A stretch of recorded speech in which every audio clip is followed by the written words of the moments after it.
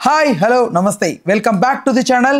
నేను మీ రామ్. ప్రవీణ్ పగడాల గారికి సంబంధించి నిన్నటి నుంచి సీసీటీవీ ఫుటేజ్లు వరుసగా లభ్యమవుతున్నాయి. అయితే ప్రధానంగా పోలీసులు చెప్తున్నటువంటి ఏదైతే ఆ మరణానికి ముందు జరిగినటువంటి ఆ ట్రావెల్ ఇదంతా ఉందో దీనికి సంబంధించి సుమారు 300 ఫుటేజ్లు వాళ్ళు సేకరించినట్లుగా ఒక్కొక్కటిగా విడుదల చేస్తున్నట్టయితే తెలుస్తోంది. ప్రధానంగా ఇక్కడ క్రైస్తవ సోదరులందరూ కూడా అసలు పాస్టర్ ప్రవీణ్ గారే కాదు, అనేక మంది మారుతూ ఇది యాక్సిడెంట్గా చిత్రీకరించారు, ఇది హత్యేనని వాళ్ళు వాదిస్తున్నారు. ఓవరాల్గా ఈ అంశం గురించి సినీ మరియు రాజకీయ విశ్లేషకులు దాసరి విజ్ఞాన్ గారితో చర్చిద్దాం.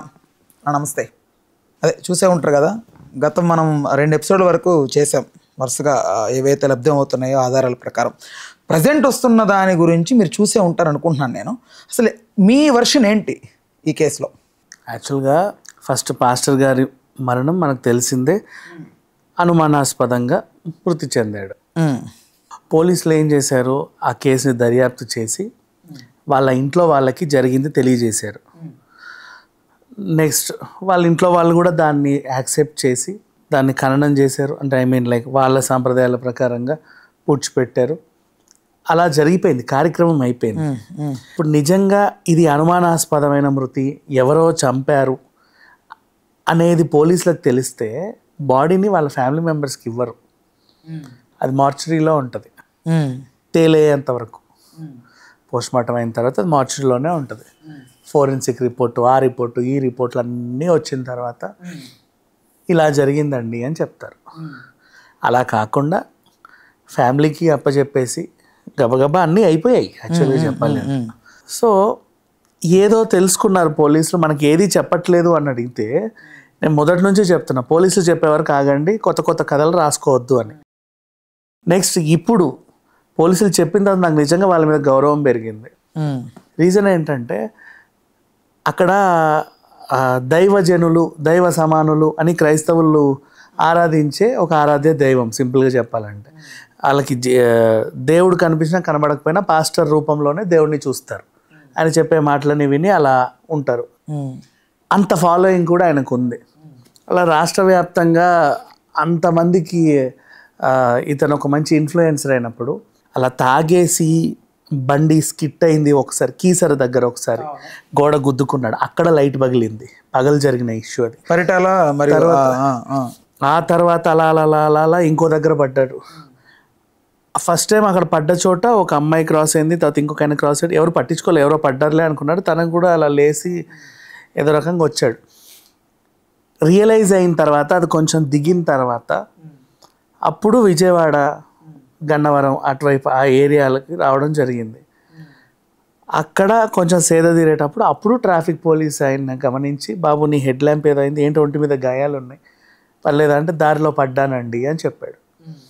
అయ్యో అవునా, జాగ్రత్త, టీ తాగుతావా, ఇది తాగుతావు, జాగ్రత్తగా వెళ్ళు, హైవే కదా చూసుకోండి. ఏం లేదండి ఎండకి ఏదో కొంచెం కళ్ళు తిరిగాయి అని చెప్పాడు. ఆయన నన్ను నమ్మాడు పెద్దగా. అంటే మరీ అసలు మద్యం సేవించే మనుషులు ఎలా ఉంటారు అలా లేడు. అంటే వాళ్ళు actually sorry for the interruption, పోలీసులు చెప్తున్న కథ ప్రకారం ఏంటంటే విజయవాడకి వచ్చే ముందే ఒకసారి మద్యం తీసుకున్నాడు.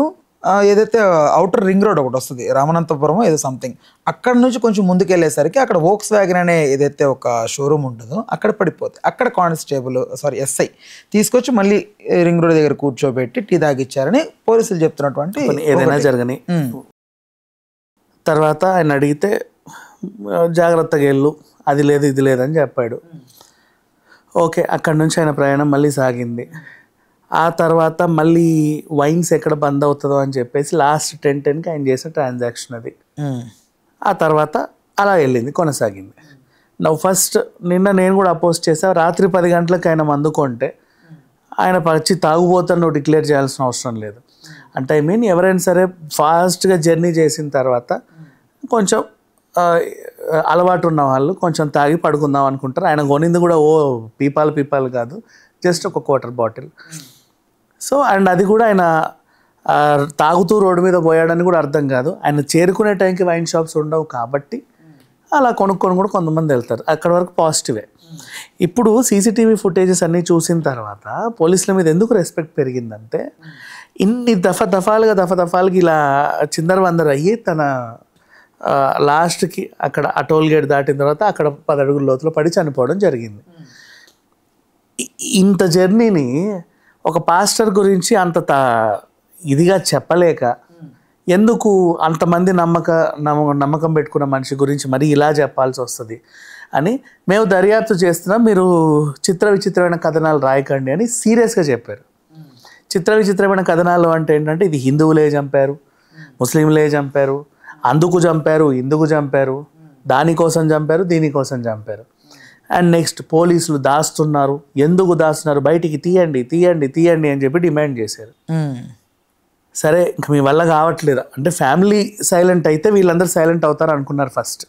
ఫ్యామిలీయే సైలెంట్ అయిన తర్వాత మళ్ళీ మీరు ఎందుకురా రెచ్చిపోతున్నారు అన్నట్టుగా చూసి అయినా సరే వీళ్ళు నేను రెచ్చుతా అంటున్నారే తప్ప తగ్గట్ల. ఇక రోజు డిమాండ్ అసలు పోలీస్ స్టేషన్ ముందు అక్కడ ఇక్కడ ధర్నాలు, రాస్తారోకోలు ఇవన్నీ చేసేసరికి సరే చావండి అని చెప్పి సీసీటీవీ ఫుటేజ్లు అన్నీ పెట్టేసి. అసలు ఈ గొడవ అంతా కూడా ఎక్కువగా ఎస్టాబ్లిష్ అవడానికి కారణం ప్రవీణ్ గారి మీద ఉన్న ప్రేమ కంటే కూడా ప్రజెంట్ ఉన్న గవర్నమెంట్ మీద జరుగుతున్న కుట్ర. వైసీపీ సోషల్ మీడియా నుంచి దీన్ని ప్రొపగండాగా ముందుకు నెడుతున్నారు, దీన్ని అనవసరంగా ఎస్టాబ్లిష్ చేసి ఈ క్రైస్తవ మత కల్లోలాలు ఏర్పడేలాగా చేస్తున్నారు అనేది ఒక వాదన వినపడతా ఉంది. అట్లా ఏం లేదు, ఇది ఇంకోలాగా చెప్పావు. బట్ యాక్చువల్గా ఏంటంటే జగన్ క్రిస్టియన్ కాబట్టి ఓ పాస్టర్ ఇలా అయింది, అది నిజంగా హిందువులే చేశారు అని ఆ ప్రభుత్వానికి తెలుసు, అయినా సరే వాళ్ళని నెగిటివ్ చేసుకోకుండా ఉండని కావాలని కవర్ చేశారు అని ఒక వార్త వైరల్. అదే దానికి కూడా సరే వీళ్ళు ఇట్స్ ఓకే అనుకోండి, ఎవరేమనుకుంటే మనకి ఎందుకులే అన్నట్టు సైలెంట్గానే. అంటే తెలంగాణలోకి 2-3 చనిపోయినప్పుడు అది పెద్ద వైరల్ చేయలేదు, బట్ ఆంధ్ర నుంచే ఎక్కువగా ఇది ఎస్టాబ్లిష్ అవుతోంది ఇండియన్ వైడ్ అనేది. సో ఇట్లా జరుగుతున్న టైంలో పోలీసులు చూసారు, రే నోరు మూయండ్రా అన్నారు. నిజమేంటో తెలుసుకోకుండా వాగకండ్రా అని కూడా చెప్పారు. అయినా సరే లేదు మేము రెచ్చిపోతాం, మాకు చూపి అంటే సర్లే చావండి అని ముందు పెట్టారు. ఇప్పుడు అన్నీ చూసిన తర్వాత ఎవరికి నోట మాట రావట్లా, ఏం మాట్లాడాలో అర్థం కావట్లా. ఇదేంట్రా బాబు అడిగి మరి ధర్నాలు చేసి మరి పరువు తీసుకున్నట్టుంది అని చెప్పేసి మావాడు కాదు, మీరు చెప్పేది ఫేక్, అసలు అది కాదు అంటే ఓన్లీ ఫర్ దట్ లిక్కర్ తీసుకున్నాడు కాబట్టి ఆ తీసుకున్న వ్యక్తి మావాడు కాదనే ఉద్దేశమేనా అది? అట్లానే లేదు. అంటే ఇప్పుడు దైవ సమానులు దైవజనులు అనేవాళ్ళు, ఇప్పుడు నువ్వు ఎక్కువ నమ్మేవాళ్ళు, మంచి ఒక పవర్ఫుల్ పర్సనాలిటీ కేపాలా. ఇప్పుడు ఫర్ ఎగ్జాంపుల్ నిత్యానంద ఉన్నాడు, చాలామంది ఆయన్ని ఫాలో అవుతున్నారు. రోడ్డు మీద నడిస్తే ఎలా ఉంటుంది? బాగోదు. అలా ఏడ్చి ఎక్కడన్నా చేస్తే ఎలా ఉంటుంది? యాక్సిడెంట్ బాగోదు. నిత్యానంద యాక్సిడెంట్ అయ్యింది అనే వార్త వస్తుంది, తర్వాత వాళ్ళకి చెప్తారు, బాడీ ఇచ్చేస్తారు, సమాప్తం అనుకుంటారు. అంతేగాని అంతమంది అభిమానించే ఆయన ఇలా ఇంటోడు అలాంటోడు అని కూడా తప్పు చేయరు, వాళ్ళు తప్పుగా చూపిరు. సో ఇప్పుడు ఇక్కడ ఇన్ని చాలామంది గౌరవిస్తున్నారు, పైగా కొన్ని కాంట్రవర్సీలు కూడా ఉన్నాయి వేరే మత వాళ్ళతో. ఇట్స్ ఓకే, జరిగింది జరిగింది, అరే కుటుంబ సభ్యులే ఇట్స్ ఓకే అనుకున్న తర్వాత అది చెప్పారు ఆల్రెడీ కుటుంబ సభ్యులకి ఇలా జరిగిందమ్మా అంటే అప్పటికి చెప్పామండి వద్దని, సర్లే ఇంకా మా తలరాత అలా రాస్తుందని వాళ్ళు అడ్జస్ట్ అయిపోయారు. ఇంతమంది నమ్మకాన్ని వమ్ము చేయకుండా ఉండడానికి అని ఇలాంటోడు కాదు అలాంటి అంటే ఇప్పుడు ఎట్లా ఉందంటే మిగతా మతస్థులు వచ్చి గొడవలు చేస్తారు, ఏమని తెలుసా? ఆ పాస్టర్ తాగేసి మాతో గొడవ పెట్టుకున్నాడు, తాగేసి మా గ్రంథాలన్నీ ఇది అని చెప్పాడు, వాగిన వాగుడే అదంతా, దాన్ని పట్టించుకోవాల్సిన అవసరం లేదని ఇట్లా రకరకాల కలహాలు జరుగుతూనే ఉంటాయి. ఇంకా మెయిన్గా డౌట్ ఏంటంటే అక్కడ ఏదైతే ప్లేస్ ఉందో బైక్ పడిన ప్లేస్, ఆయన మరణించిన ప్లేస్, అది ఎక్కువ కూడా లేదు యాక్చువల్లీ, స్లోప్ అది ఒక 4 to 5 feet మాత్రం ఉంటుంది. సో అక్కడే పడి అంత 10 ఉంది అంటే ఆ స్లోప్ మనకు తెలియదు. Okay, it's fine. కొంతమంది చెప్తున్నారు ప్రకారం అక్కడికి వెళ్ళి రిపోర్టర్ సంథింగ్ అక్కడ ఓకే 10 feet అనుకుందాం. 10 feet నుంచి పడినా కూడా అంత దారుణంగా ఎవరు మరణించరు అని అంటే ఆల్రెడీ దఫాలుగా డ్యామేజ్ జరుగుతూనే వస్తున్నాడు ఆయన. ఓసారి తల గోడకు గొద్దుకోవడం పడ్డప్పుడు, ఇంకోసారి బాగా పడితే మోకాలకి గాయాలు, ఇంకో దగ్గర ఎక్కడన్నా రాక్కుపోవడం గీక్కుపోవడం, ఇవన్నీ అయిన తర్వాత అలా జరిగింది. సరే ఇంతవరకు బాగానే ఉంది. ఇక్కడ మళ్ళీ క్వశ్చన్స్ ఏంటంటే వెనకాల ఇక్కడ బూట్ వచ్చు ఇట్లా కొన్ని ఉన్నాయి, షూ మార్క్ ఒకటి ఉంది, అయినప్పటికీ కర్ర మీద blood. Point I want to tell you, ఇప్పుడు ఆ కర్రలు కూడా మీరు ఏదో సినిమాటిక్గా ఉన్నట్టు రాడ్లు కొట్టిన కర్రలా లేవు. బికాస్ ఎవరైనా కొట్టి ఉంటే ఇఫ్ ఇన్ కేస్ అది జరుగుంటే ఆ కర్రలు మాయమవుతాయి. అట్ ద సేమ్ టైం వాటి మీద బ్లడ్ ఉండగా కూడా అక్కడ పడేసి అయితే ఎవరు వెళ్ళరు అనేది నా ఉద్దేశం. ఇంకొకటి పట్టుకున్న కర్రకి ఏదైతే వేలు ముద్రలు అనేవి ఉంటాయి కదా, బట్ వై దాన్ని ఎందుకు వాళ్ళు? సో వాట్ ఎవర్, అక్కడ కర్రలు ఉండడం, ఆయన ఒంటి మీద షూ ప్రింట్ ఉండడం, వీటికి మాకు ఆన్సర్స్ చెప్పండి అని మళ్ళీ డిమాండ్ చేస్తున్నారు వీళ్ళ. అంటే ఎవరెవరైతే డిమాండ్ చేస్తారు. ఇక కేఏ పాల్ దగ్గరకు వద్దాం. అసలు కేఏ పాల్ దీన్ని రచ్చ చేయకపోతే ఇక్కడ దాకా వచ్చేది కాదు. కేఏ పాల్ ముందే దీన్ని అర్థం చేసుకొని అసలు అప్పుడెప్పుడో ముందే నువ్వు పోలీస్ స్టేషన్కి వెళ్ళి కూర్చుంటే వాళ్ళు చెప్తారు పాల్కి ఏంటి ఏ సిచ్యువేషన్ ఎలా హ్యాండిల్ చేయాలో అర్థమవుతుంది. దేశాలు తిరిగి ఉన్నాడు కాబట్టి. ఇలా చూసి ఇది మధ్యలో జరిగిందండి. సో అందుకనే ఫ్యామిలీ వాళ్ళు కూడా అలా ఉన్నారు, మీరు కూడా సైలెంట్గా ఉండండి అని ముందే చెప్పుంటే ఆయన ఉండేవాడే. కాకపోతే పాల్ ఏంటంటే చెప్తే విండు, మీరు కొంచెం సైలెంట్గా ఉండండి నేను చెప్తా. ఎందుకు సైలెంట్గా ఉండాలి, ఇప్పుడే చెప్పు అని మేడం మీద కత్తి పెడతాడు. ఆయన అనడమే కాకుండా అందరినీ రెచ్చగొట్టి తీసుకొస్తాడు. ఇప్పుడు హెడ్ ఆఫ్ ద డిపార్ట్మెంట్ అన్నట్టు అయిపోయింది పరిస్థితి. సో మొత్తానికి వీళ్ళు కోరి 300 ఫుటేజ్లు బయట పెట్టించుకున్నారే కానీ యాక్చువల్గా ఏమిటంటే ఫ్యామిలీ మెంబర్స్ సంతకాలు చేసిన తర్వాత వాళ్ళ దగ్గర ఉన్న ఎవిడెన్స్లో కోర్టుకు సబ్మిట్ చేసి ఇదండి జరిగిందని చెప్పేసి ఇక దాన్ని మూలకు పడేస్తారు. ఇంకొకటి ఏంటంటే ఇక్కడ పాల్ గారిని మెచ్చుకోవాలి. అసలు ఈ మాత్రం అన్నా బయటికి వచ్చింది అని అంటే ఈ విషయం తాలూకు ఏదైతే ఆ ఎగ్జిస్టెన్స్ అంతా ఉందో, నన్ను అడిగితే ఒక రకంగా అది పాల్ వల్లే అనిపిస్తుంది. ఎందుకంటే పాల్ లాంటి వ్యక్తి ఇంత దీన్ని కొంచెం గట్టిగా పట్టుకోకపోతే సో ఇంత మాత్రం ప్రూఫ్లు, ఇంత మాత్రం ఒక సొల్యూషన్ బయటకు వచ్చిండేది కాదేమో అనే అభిప్రాయం. విషయం ఏంటంటే ఇది రాకూడని కలలాగా ఇది రాకూడని సొల్యూషన్. ఇది ఏదైతే రావద్దో, ఏదైతే అందరికీ తెలియొద్దో దాన్ని తీసుకొచ్చి అందరికీ చెప్పి మరీ నెగిటివ్ చేశాడు. అంటే ఆయన అంటుంది జస్ట్ ఆ ధర్మం న్యాయం కాపాడని అంటున్నాడు ఆయన మామూలుగా. ఆయన పాయింట్ ఆఫ్ వ్యూ ఒరే ధర్మం న్యాయం తర్వాత సంగతి ఇలా రా కూర్చో, అసలు జరిగింది ఏంటో నీకు చెబుతా అంటే వినిచావే. నువ్వు అప్పుడే వినుంటే ఇంతవరకు వచ్చేది కాదు. అంటే అది అసలు వేరేదేదో జరిగి అది దాపెట్టి చెప్పకుండా అని ఈయన ఫీల్ అయ్యాడు. బాబా అది కాదు జరిగిందేంటో మీకు తెలియదు, తట్టుకోండి అంటే నేను తట్టుకోను నాకు కావాలి అన్నాడు. అందుకు ఇప్పుడు ఇవన్నీ బయటకు వచ్చాయి. ఇవన్నీ అసలు రావాల్సిన ఫుటేజ్లు కాదు. ఎవరైనా సరే ఎవరి మీద ఒక మనిషి మీద 10 మందికి అభిమానం ఉంటే ఆ మనిషి చనిపోతే గౌరవంగా వాటితో పాటు దాన్ని భూస్థాపితం చేసేయాలి అంతే. అవసరం లేదు జనాలందరికీ ప్రతిదీ తెలియాల్సినంత, అందరికీ అవసరం లేదు. వాళ్ళకి ఏం ఐఏఎస్ ఎగ్జామ్లో ఈ క్వశ్చన్స్ ఏం రావు, ఏ పోటీ పరీక్షలోనూ ఎవడు అడగడు. ప్రతిదీ తెలుసుకోవాల్సిన అవసరం లేదు. ఇప్పుడు ఎందుకంటే మీడియా బాగా డెవలప్ అయింది కాబట్టి అన్ని విషయాలు కావాలి మనకి. ఇక్కడ విషయం ఏంటంటే అవి తెలుసుకోవడం వల్ల ఏమవుతుందంటే, ఇప్పుడు చెప్తా దీనివల్ల నెగిటివ్ సెన్స్. ఇప్పుడు ఎవరో ఉన్నారు ఇట్లా పాస్ ఆడేంట్రా తాగి చచ్చాడు అని సింపుల్గా మాట్లాడేస్తాడు. సాటి క్రిస్టియన్ ఒకడికి హర్ట్ అవుతాడు, వాడికి గొడవ అవుతుంది. ఆ గొడవ అక్కడ స్టార్ట్ అయ్యి ఇంకా పెరుగుద్ది. చాలా ఉంటాయి. ఎప్పుడైనా సరే చాలా సెన్సిటివ్ ఇష్యూస్ అని కొన్ని ఉంటాయి, చాలా సెన్సిటివ్ ఇష్యూస్. వాటిని ఎప్పుడు ఎక్కడ కూడా అందరికీ చెప్పాల్సిన అవసరం లేదు. సో దాన్ని అక్కడి వరకే ఉంచాలి. వీళ్ళు గొడవ చేసినా సరే వాళ్ళు చెప్పాలా. అప్పటికి సీరియస్ వార్నింగ్ ఇచ్చారు ఇండైరెక్ట్గా. రకరకాల కథనాలు ప్రచారంలోకి తీసుకురాకండి, ఎవరైనా రకరకాల కథనాలు ప్రచురిస్తే అరెస్ట్ చేస్తాము. ఒకరిని అరెస్ట్ కూడా చేశారు రాజమండ్రి అబ్బాయిని, అదే పని ఏదేదో వార్తలు పోర్ట్రే చేసినందుకు. చాలా సెన్సిటివ్ ఇష్యూస్ ఇవి. ఊరికి ఇద్దరు మాట్లాడుకున్నా వాళ్ళ మధ్యలో గొడవలు అయిపోతాయి. అంటే వాక్ స్వాతంత్రం లేదా, మాట్లాడకూడదు, అవసరం లేదు, ప్రతిదీ మాట్లాడాల్సిన అవసరం లేదు. స్వాతంత్రం ఉంది కదా అని చెప్పేసి మనం ఎందుకు పుట్టాము, మనకి ఏది అవసరం కదా, దేనికి రేస్ట్ చేయాలమ్మా, మనం ఎందుకు ఉన్నాము, ఏం తినాలి, ఏం ఉండాలి, మనకి ఏది వరకు అవసరమో అంతవరకే మనకి ప్రకృతి వనరుల్ని ఉపయోగించుకోవాలి.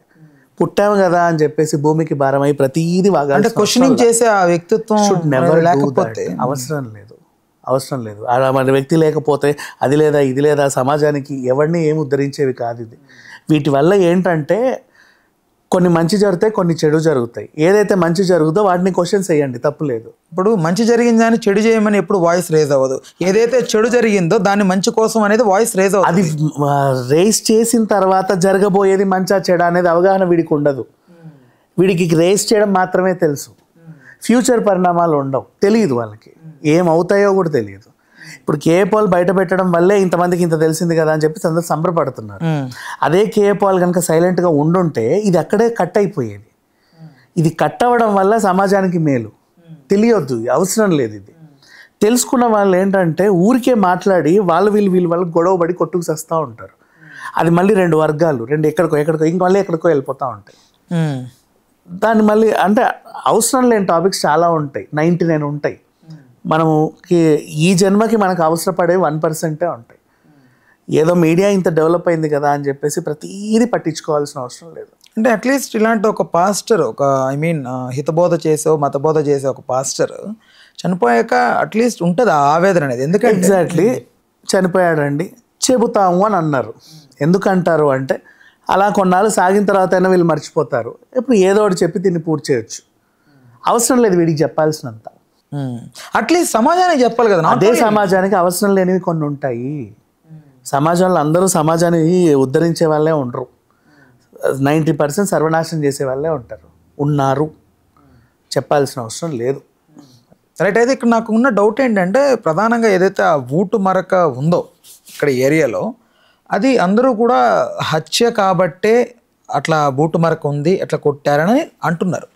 నాకు అర్థం కావాల్సిన లాజిక్ ఒకటి ఉంది, అది మీరు ఎక్స్ప్లెయిన్ చేస్తారని అయితే అనుకుంటున్నాను. చాలామంది ఏంటంటే చాలా దగ్గర చాలా ప్లేసెస్లో ప్రవీణ్ పగడాల గారు అసలు ఎక్కడా కూడా కనపడలేదు, అది వేరే వ్యక్తి అని అంటున్నారు. ఇఫ్ ఇన్ కేస్ అతను వేరే వ్యక్తి అంటే ప్రవీణ్ పగడాల గారికి డ్రెస్ చేంజ్ చేసి అతన్ని ఏదో చేసి తీసుకొచ్చి పడేశారనేది వీళ్ళు చెప్తున్నటువంటి మాట. డ్రెస్ చేంజ్ చేసినప్పుడు ఈ టీషర్ట్ ఎవరైతే అందరూ చెప్తున్నారో కొత్త ఫేస్ ఒకటి, ఆ ఫేస్ అతను వేసుకున్నాడు ఆ టీషర్ట్. మరి అప్పుడు బూట్ మార్క్ ఉండాలి కదా అనేది నా పాయింట్. ఆ టీషర్ట్ మీద బూట్ మార్క్ అయితే నాకు కనపడలా, ఎవరైతే కొత్త వ్యక్తిని తీసుకొచ్చి చూపెడుతున్నారు. బట్ ఇక్కడికి వచ్చేసరికి బూట్ మార్క్ ఉంది. ఏం జరిగింది? సేవ చనిపోయిన తర్వాత వేస్తే వేసి మళ్ళీ చంపారా అంటే మళ్ళీ కొట్టారా? కసి తీరలేదా వాళ్ళకి? సో ఇప్పుడు అది కొట్టారా అంటే నిజంగా ఎవరో కొట్టారా అనే దాంట్లోకి వెళ్ళద్ది.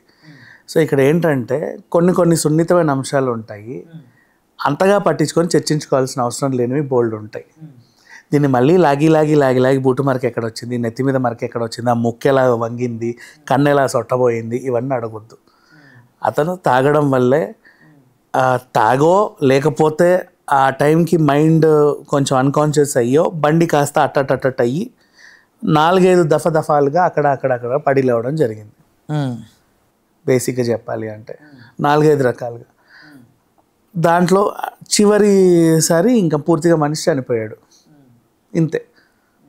ఇక ఆయన మరణం వెనకాల అది చెప్పండి ఇది చెప్పండి అని ఎవరు అడిగినా మళ్ళీ బోల్డ్ అని చెప్తారు. ఇప్పటికి కనీసం కొన్ని చెప్పుంటారు అంతే, ఇంకా చెప్పమంటే చెప్తారు. దానివల్ల ఏంటంటే సమాజం మొత్తం సర్వనాశనమే అయ్యిద్ది, కొట్టుకు చేస్తారు జనాలు.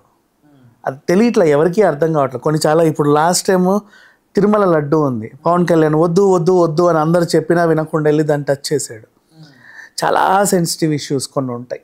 ఇప్పుడు పాస్టర్ కూడా అంతే, very very very sensitive issue. ఎక్కువ దీని గురించి చర్చలు జరపొద్దు. అది రైట్. ఓకే. అంటే ఎవరైనా చెప్పాలి అనుకుంటే ఆ ఫ్యామిలీ వాళ్ళు అన్సాటిస్ఫైడ్ అనుకో, ఫర్ ఎగ్జాంపుల్ నాకు న్యాయం జరగాలని వాళ్ళ ఆవిడ రోడ్డు ఎక్కినా, నాకు న్యాయం జరగాలని వాళ్ళ కూతురు రోడ్డు ఎక్కినా, పోనీ వాళ్ళ పేరెంట్స్ రోడ్డు ఎక్కినా మనందరం మాట్లాడుకోవచ్చు.